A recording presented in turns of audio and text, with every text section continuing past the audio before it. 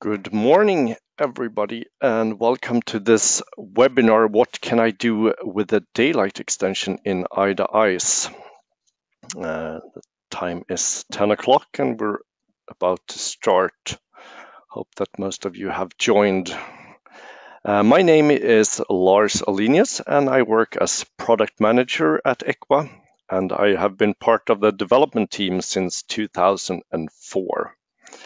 Assisting me today is Bengt Hellström. He is our expert on Windows and Daylight, and he will fill in if I miss something, and he will help me answering your questions. I hope that you can all hear me. The webinar is recorded and will be made available to you in case you want to see it again or share it with your colleagues.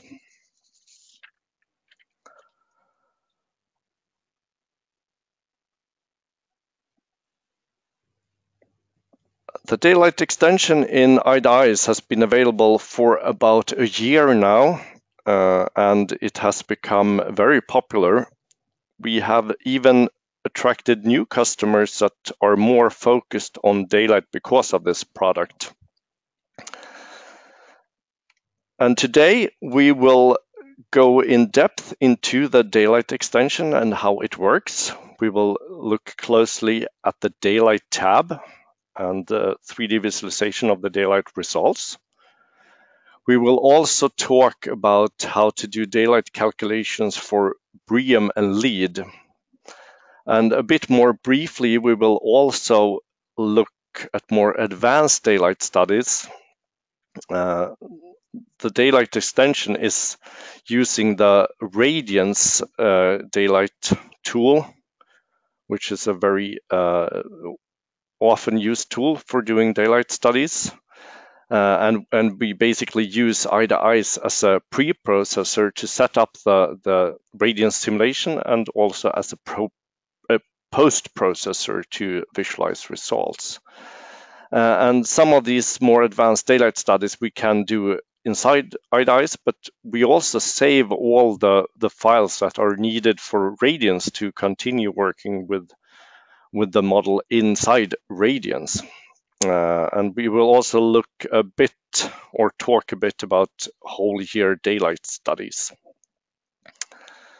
And at the end, we'll look at the user forum where you will be able to find more information. And also for you in Sweden, we will have a course February 13th about the Daylight extension. It's I know the date has passed for signing up, but we still have some seats left. So please, if you have time to come to Stockholm, please sign up for this course.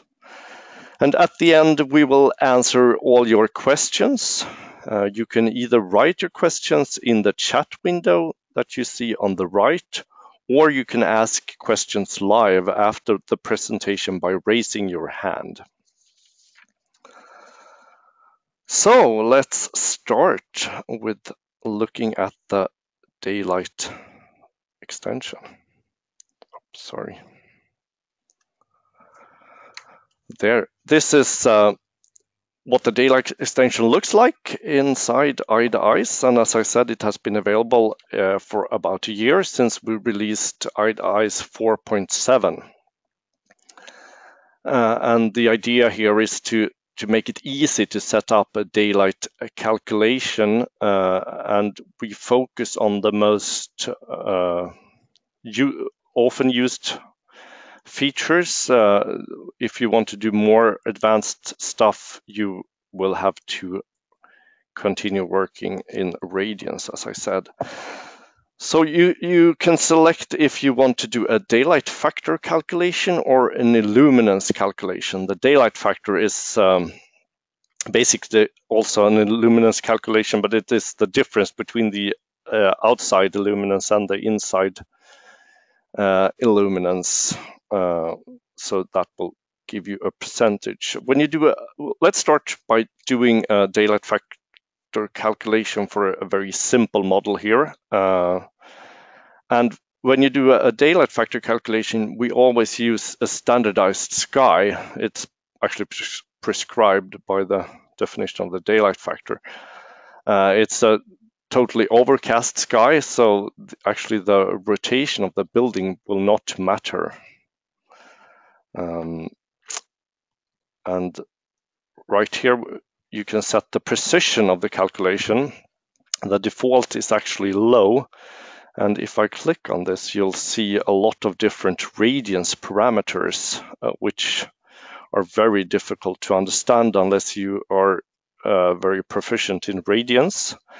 And we have set up 3 different precisions for you. And in the next version, we probably will get rid of this low precision and add a more even higher precision, because our experience is that this low precision is really not producing very good results. One very important parameter here is the ambient bounces. So what that means is that, well, Radiance is a ray tracing engine, so it will calculate rays. It's a backward ray tracing, so it will follow rays from the eye of the occupant or of the beholder. But actually, in our tool, we use measurement points on planes, but Radiance is also a rendering tool to make beautiful pictures, which we will look also at a bit later during this webinar. So it's a backward ray tracing, so it follows rays from these measurement points and towards the sun, and these ambient bounces determines how many times the light ray is allowed to bounce. And if you have a very complicated geometry, or if you have very high buildings and a narrow street, the light will bounce many times before it reaches the measurement point, and then you will get a very low light on using this low precision. The downside of course, to a higher number of ambient bounces is that the simulation will take a long time. So for that reason, I will, in the demo simulations, I will actually use this low precision, even if it's not to be recommended at all. We have a setting here called controllable shading. So all your shades on your windows, integrated shades, external shades that are controllable, you can set them to be either none of them drawn, you can have all of them drawn, or you can actually have according to the control signal. And what that means, according to control signal, is that if you do an illuminance calculations where you have a specific time point, we will actually look at the control signal to see if these shades were up or down at this specific time point. We'll use the non-drawn here, and that's the setting for most rating systems, basically. So that brings me to the calculated time points, which I mentioned. And these are only used for illuminance calculations. The daylight factor calculation is non-time dependent. It uses a standardized sky, which is totally cloudy, so there is no difference where the sun is. And if you have selected to have controllable shading, you will have to select a control signal. So that is basically the calculation settings, but one of the most important parts of the daylight calculation is the optical properties.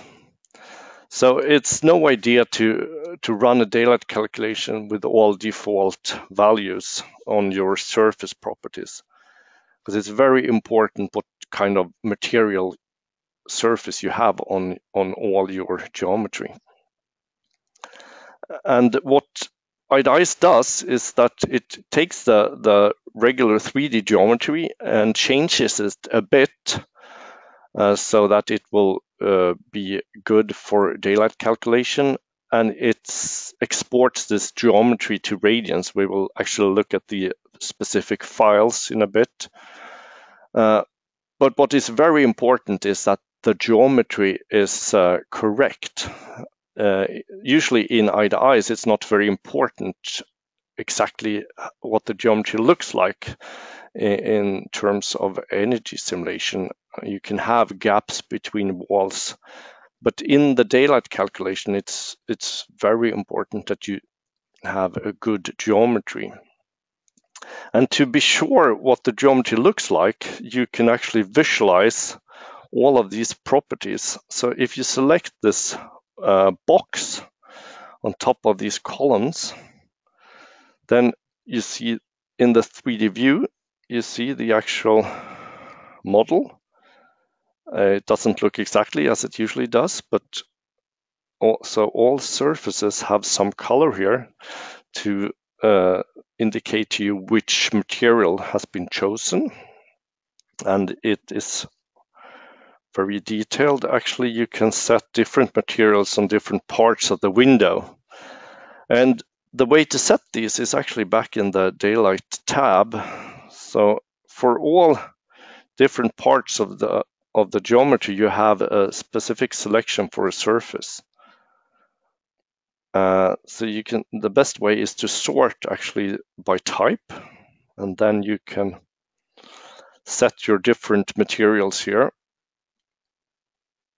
and you can load from the database where we have a fairly large collection of different materials, and these are actually measured values that are described in a paper that you can get if you want to examine how this was measured.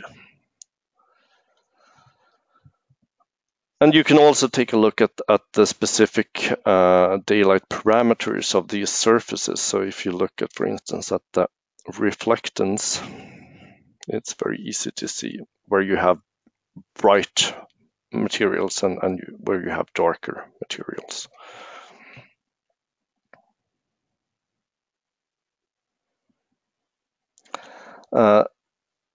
Having said that the geometry is very important, you might have noticed in large models that you sometimes have problems with the geometry. You get some strange holes in the walls and some bad triangles in strange places, and you have to twiddle a lot with the placement of the windows and things to get it right, and sometimes that doesn't even help. The reason for this strange looking geometry is some problems with the triangulation code that we've used so far. The good part about this is that in the next version of eighties 4.8, we have totally rewritten the triangulation code in the 3D view. So hopefully we have gotten rid of all these strange triangles that mess up your daylight simulations.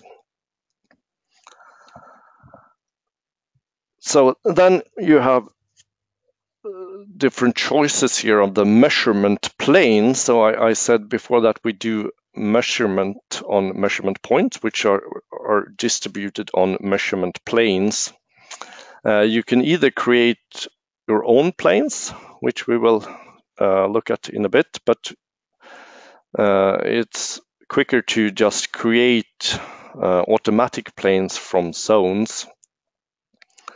And the best way is to select zones. Let's do like this. So you can either add all zones, but in most rating systems, you actually not supposed to use all zones. You should select specific zones which are important to the daylight calculation, usually those that are regularly occupied spaces, so you can toilets and corridors and things that where you don't need to have daylight in practice. You can omit those from the daylight calculation. So then the best thing is to do select zones, and here I will select these 3 zones. I can zoom out a bit so that, oh, sorry. Click OK. So now I see that I've selected my zones, and here these are parameters that describe the plane that will be set up for all these zones, where you have height above the floor, which is usually also prescribed by the rating system. Distance from the walls, usually you don't do the calculations all the way into the walls. There is some prescribed distance from the walls. And also there's usually a prescribed resolution. Here I've chosen to increase the resolution a bit. So let's do a daylight calculation now on these. So when I hit the run button, the geometry is exported, the exact geometry that you saw, and with radiance is started. And when radiance has finished, it will write results to a specific file called the H5 file, which we will also see in a bit. And then that file can be read into the 3D view and visualized. Before I show that, I can also mention that from this file we also extract some scalar measures. One is the average daylight factor, which is used in some rating systems, for instance, BREEAM. We also extract minimum daylight factor, maximum daylight factor, and uniformity ratio, which is basically is calculated from the minimum daylight and the average daylight. So these can also be visualized, of course, with colors, as you're used to with other tables in eighties. But now we will take a look at the actual 3D visualization of the daylight factor, which can be found under the heading field here. And then we can cut it. Now we had 25 by 25 centimeter resolution, but we used quite a bad precision. But that isn't really noticed in the calculation results. That's why it's very dangerous to use too low precision here. So you think you have good results, but you don't.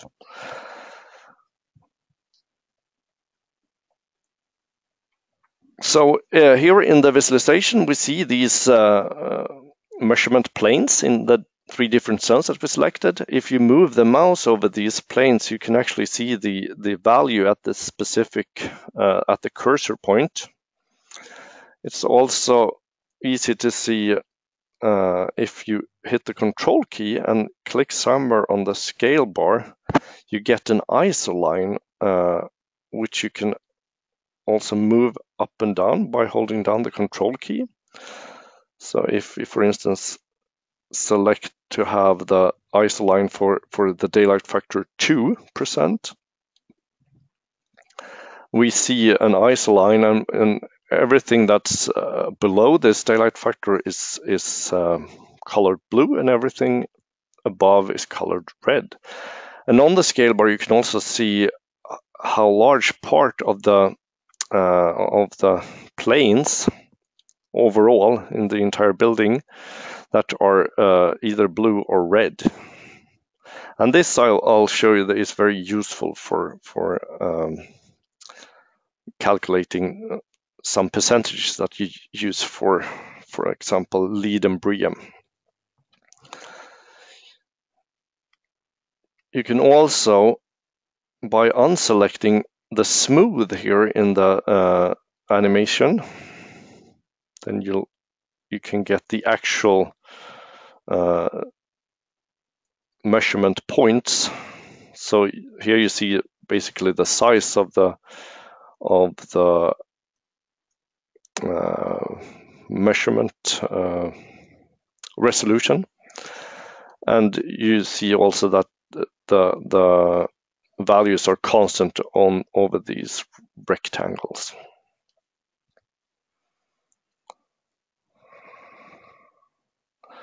So that was a daylight factor calculation. I know this is very basic for many of you that has used this already, but I want to go through this in detail anyway. We'll come to the good stuff in a bit, so please stay with us. So if we instead select the luminance calculation, where you actually get the lux values on these measurement planes, then you have a selection of the sky model. So you can use this overcast sky that you use for the daylight factor calculation, but you can also use a clear sky, which is a sunny sky. And there's two other different standardized skies, but you can also use the climate-based sky that we actually use inside eighties. Eighties has its own daylight calculation. We've had that all the time since daylight is a very important input to the energy performance and thermal comfort of the building. And there we use the Paris sky model.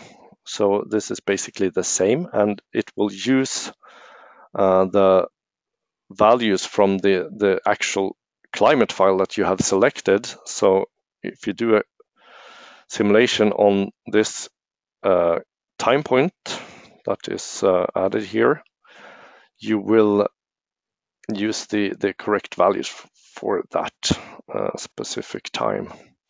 So let's not change anything else and do a daylight calculation right here.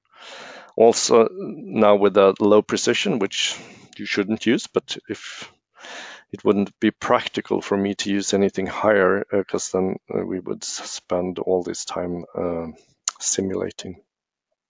If we go back and look at the actual results here, now we have luminance instead.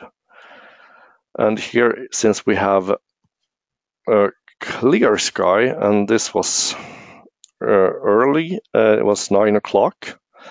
So we see that the sun is coming in through the windows in this direction. It's a bit too coarse, the resolution, but you can also see that we have some light going through the actual door here. We'll look at some more detailed examples in a bit.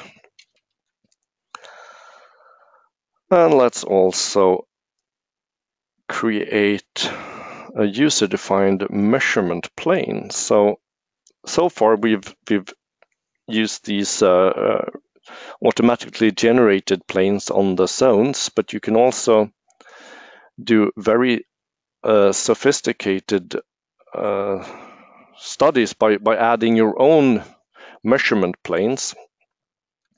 You can do that either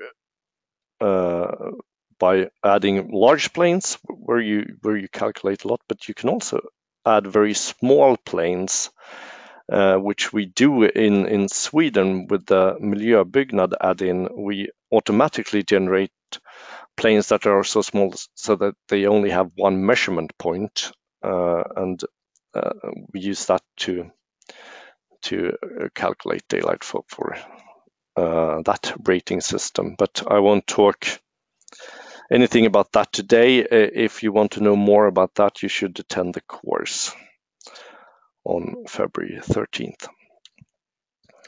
So to add a measurement plane, you can open the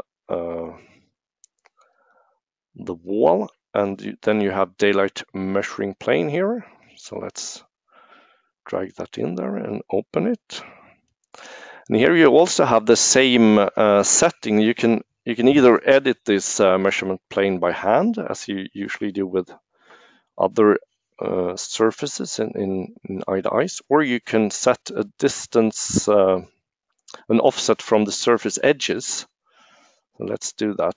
Here the pre-selected was 1 decimeter from the edges, and now you can see that you see the plane here also in the 3D view. We can change the resolution of this, and then you see that you get more arrows. So each arrow here represents one measurement point. You can actually move it away from the surface a bit. Let's actually move it a bit further so we get some more daylight on it, hopefully. And then, so I mentioned that these are actually arrows here. And the reason they are arrows is because they actually, there's a direction to the daylight calculation. So the default is normal to the plane, and that is what we also use when we do the daylight calculation on the zones. But you can actually enter any direction of the arrows here. And this is important if you do glare studies, for instance, and you want to have these arrows directed towards the windows. But let's do a daylight calculation with this user-defined measuring plane, and then I need to change here so that I select my user-defined measuring plane, and I do run.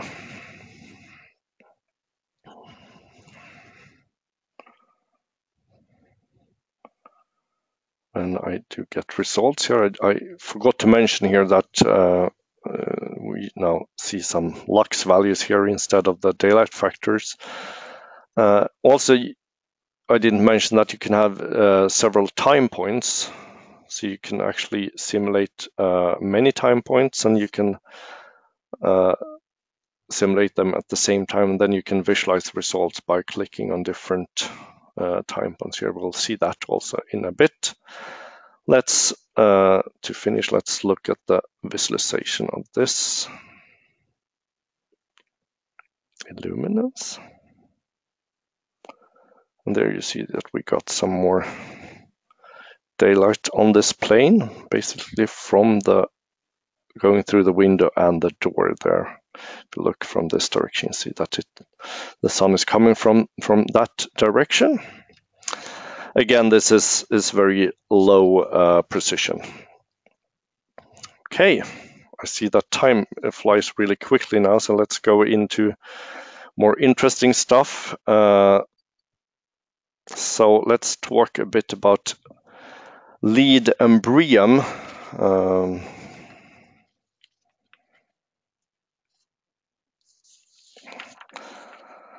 So in BREEAM, which is a very common rating system, it's prescribed that the average daylight factor should be above a certain value on a certain amount of the floor area, and the way to calculate that in our daylight extension is actually when you do a daylight factor calculation. Here we've done the high precision. In these tables, you actually do get the average daylight factor, and then if you sort this, you can see how many zones that are above or below the prescribed value. In Kalmar, which is the default location here, it should be, for the first credit, it should be equal or above 2.1%. And for the exemplary level, it should be above 1.15. And we can see here that many of the zones are above in average daylight factor. This can also be visualized, as I said, and then you can look at the floor area of these zones, and you can calculate if you have more than 80% above this value or not. Here I didn't exclude actually the toilets here, which I should have, and because you don't need to include those. And that is one requirement, and you also have to fulfill a requirement on the uniformity ratio, which we do calculate. So the uniformity ratio should be at or above 0.4 for Kalmar, or if you have a glazed roof, it should be above 0.7, and that is a bit difficult to fulfill here, but there's an alternative, and that is the minimum point daylight factor. And the minimum point daylight factor you can look at in the 3D view. So if you visualize the daylight factor,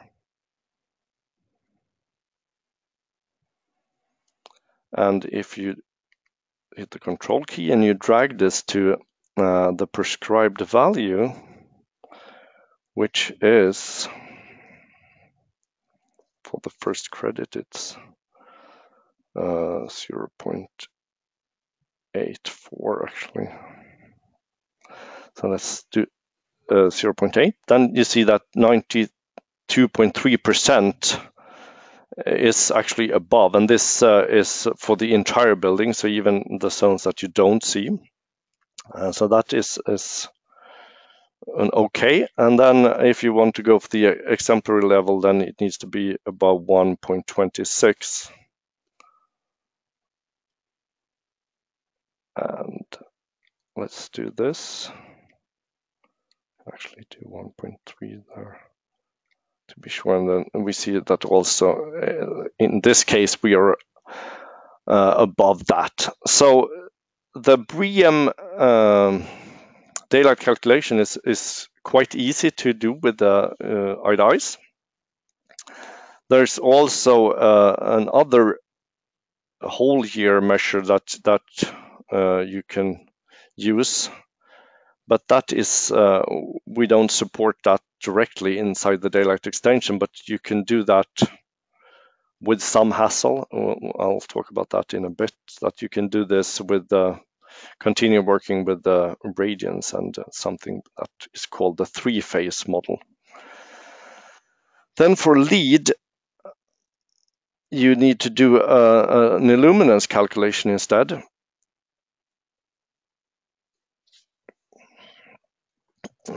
So let's look at the daylight tab, and here we've done an illuminance calculation, and it needs to be done at 2 time points, actually 4 time points, but it needs to be done at the equinox, which is either 21st of March or 21st of September.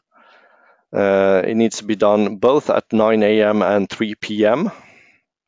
But you can see here that I haven't selected actually the 21st, but the 13th, and it's prescribed that you can actually choose. You should choose the brightest day within 15 days, because here we do. It looks like I used the clear sky, but actually, when I simulate, I used the climate-based sky by Paris.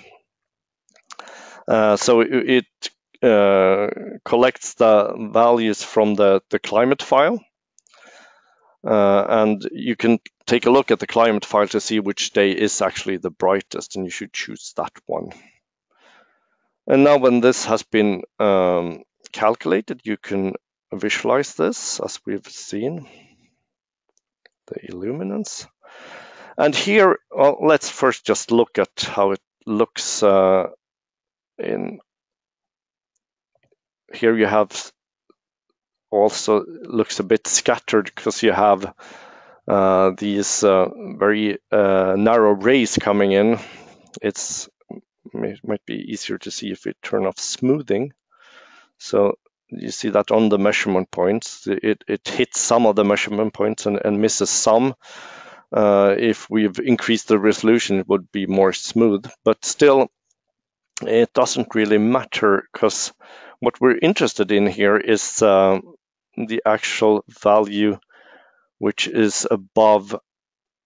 The value needs to be between, for lead version 4, it needs to be between 300 lux and 3000 lux.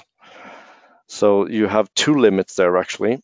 I know in lead version 3 it's a bit more relaxed. So if we enter the max and min value here,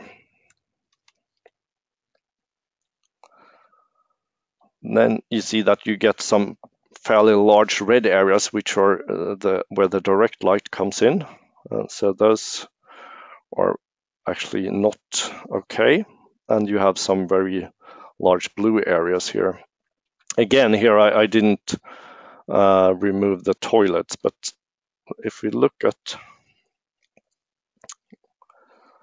the percentage values here, you can see that above 300 lux you have 71%, and you have to write that down, because then if you go up here to 3000, you see that you also have 7.4% above 3000. So it's actually the percentage in between here that needs to be in the prescribed range, and which is either 75% or 90%, I believe, for lead.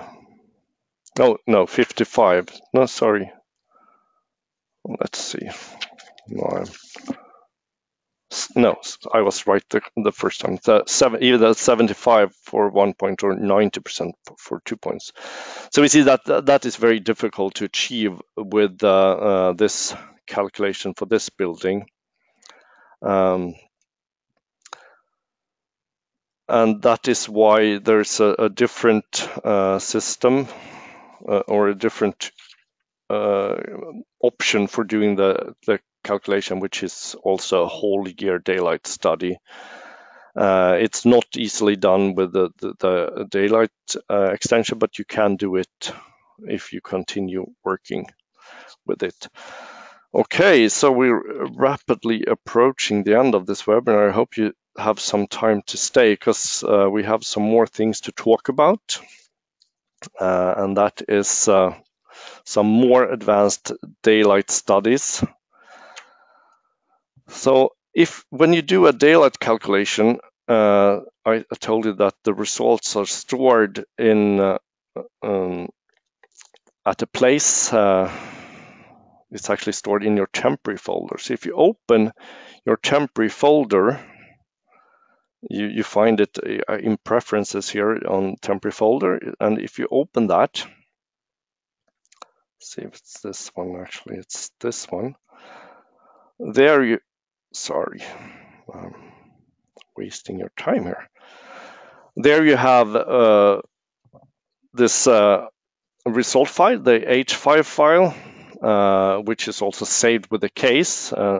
Nowadays, you usually probably save it as one file, one IDM file. But if you save it the old way, non-packed, you'll see this file in the saved files as well. But this is a binary file, which is not easy to read at all. So you can't extract any data from this easily. We do have a script to do this, or a program. So if you need the actual daylight factor values or luminance values for different planes, you can ask us for this tool, and we will send it to you along with some instructions. But let's take a look at what's inside this temporary directory. So there's an OBJ directory where all the files that are needed for our own daylight program. So we have we have a daylight program which is in between eighties and radians, which basically sets up the radians calculation. It uses these files, and the OBJ here is the actual geometry exported from eighties. We have another directory, which is the res directory. Here you also have this H5 file. It's named differently, but it's actually the same. And then you also have the actual result values here from the calculation that are written in this, but it's not very easy to find which one is the correct daylight plane. It is possible, though. I'll show you that in which file to look, because here you also have all the values. So you might not have to do the actual export from the H5 file if you learn how to find the results here. But the really interesting directory is this temp directory. And here you have a bunch of different files. I'll talk about a few of these. The most important one is probably this log file. So if you open that, you'll see all the commands that are sent to radians to do this calculation. So yeah, if you're familiar with radians, you will be able to read this file. But the interesting thing is that you can actually copy some of these lines of code and use it for slightly different programs. So here is something called rtrace, which we use to calculate these measurement values. But as I said earlier, radians is also, or actually foremost, it's a rendering tool to make nice pictures. So there's another program called rpict, which you can use to create really nice pictures. There's actually an instruction on the forum about this. Fortunately, I think it's in the, let's see if I can open it. It's in the Swedish forum, so there's a lot of interesting questions in the Swedish forum. So please do search the Swedish forum as well, even if you don't speak Swedish. But you might be able to translate it with the Google Translate. But here, one of our very good users, Max Tillberg, describes how to use this rpict program, and he also has a link to the documentation of this program. And then you can generate these very nice pictures, and you can get some pictures to do glare studies and things like that. So let's continue looking at the files here.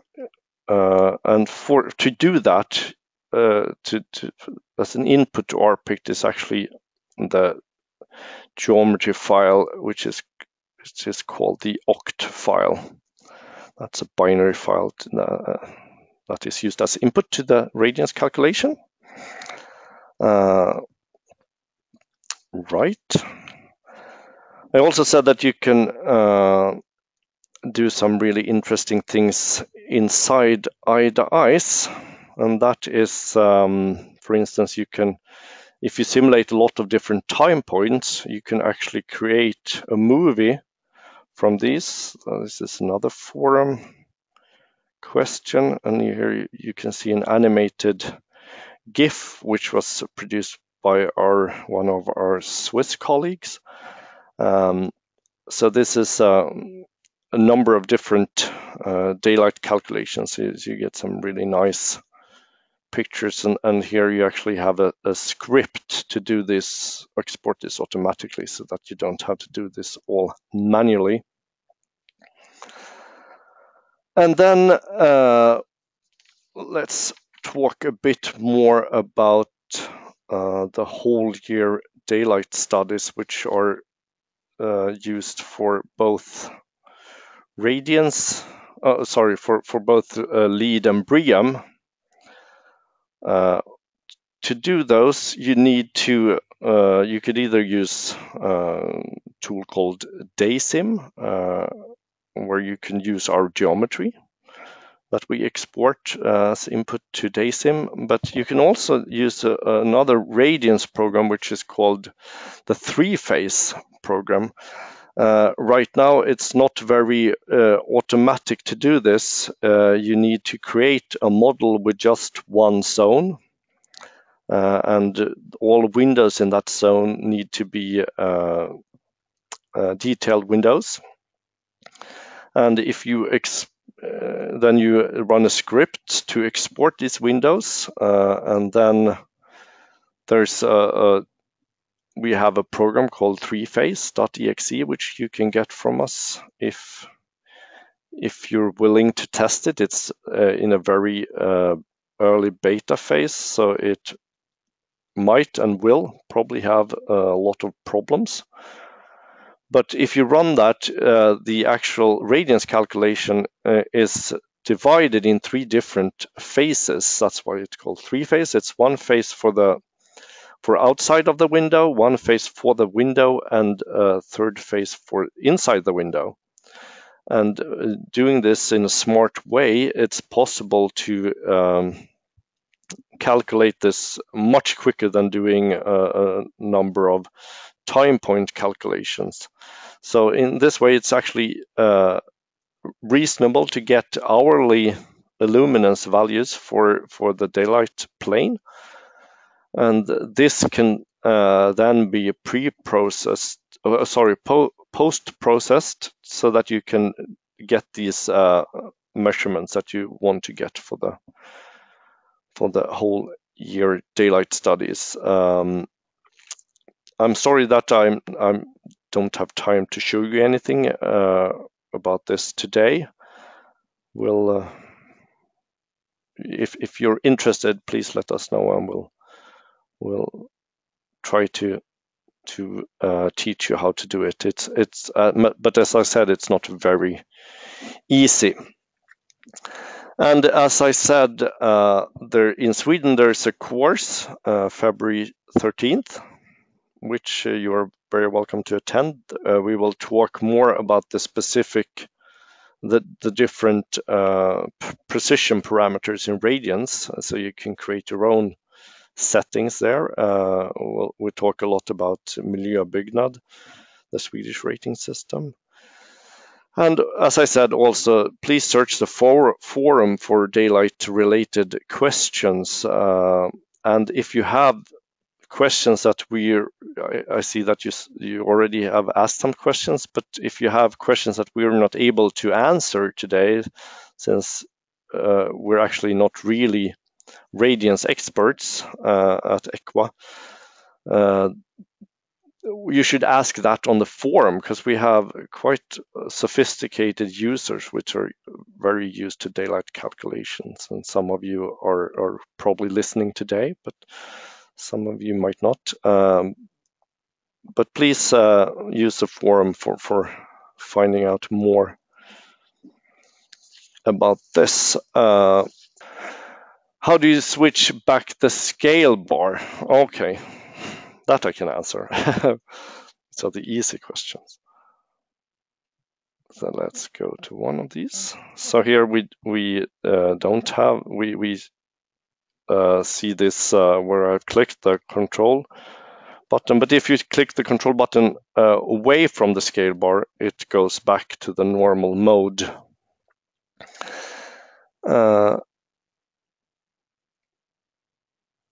If I run a simulation with more than one zone, is it possible to show the result just for one zone in the 3D animation view? For example, I need to know how much of the surface have a daylight factor 1% for each single zone. No, unfortunately, that's not possible. Then you would actually need to do the calculation for just one zone.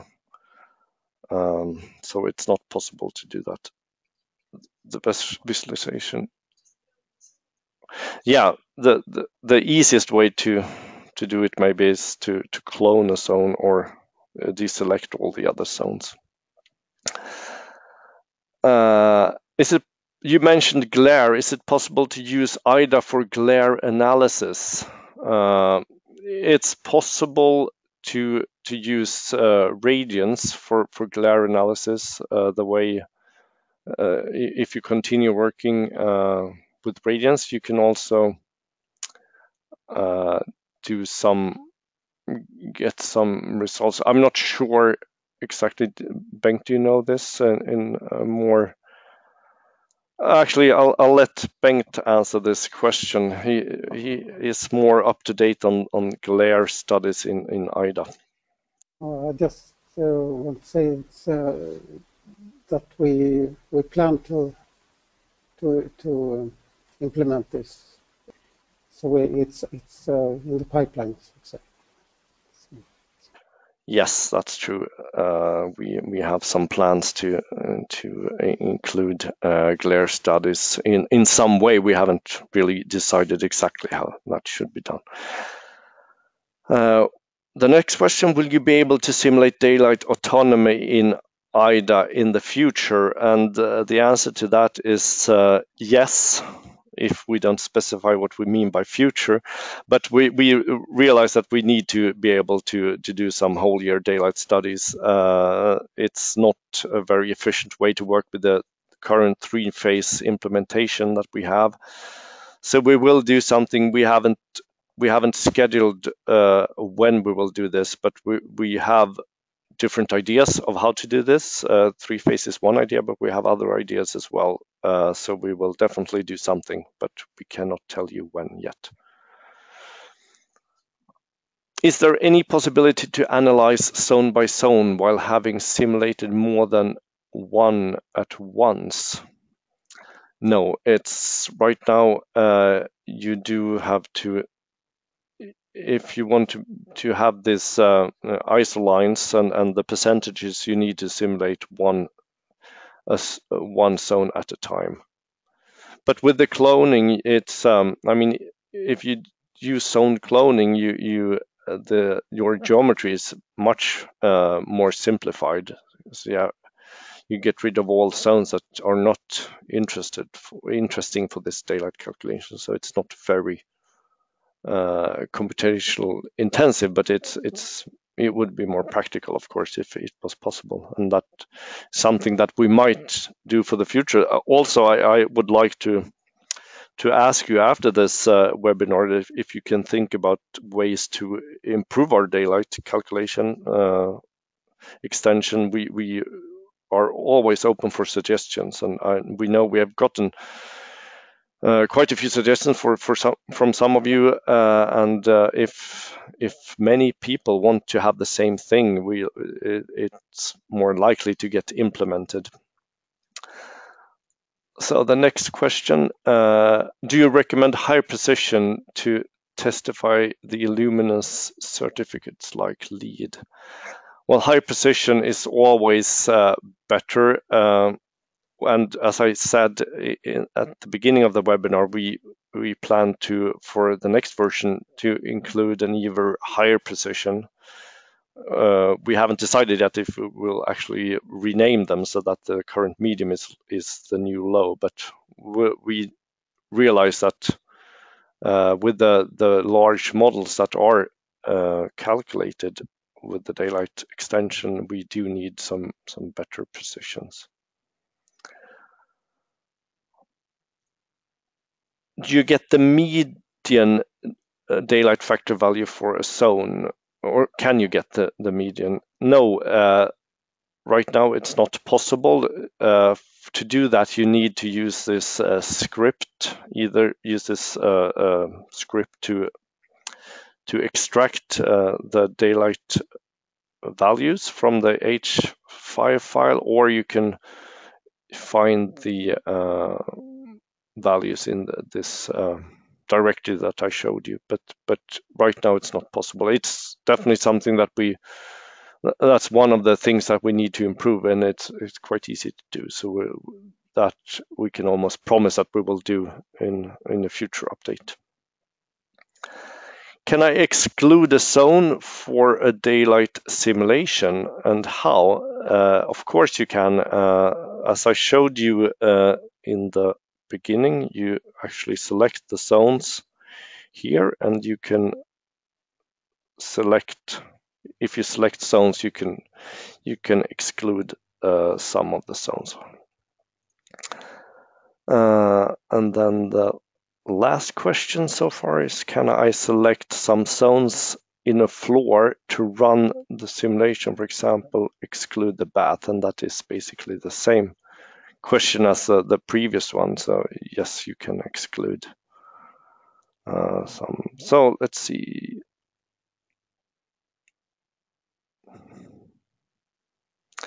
Can or will it be possible to get view factors for a zone?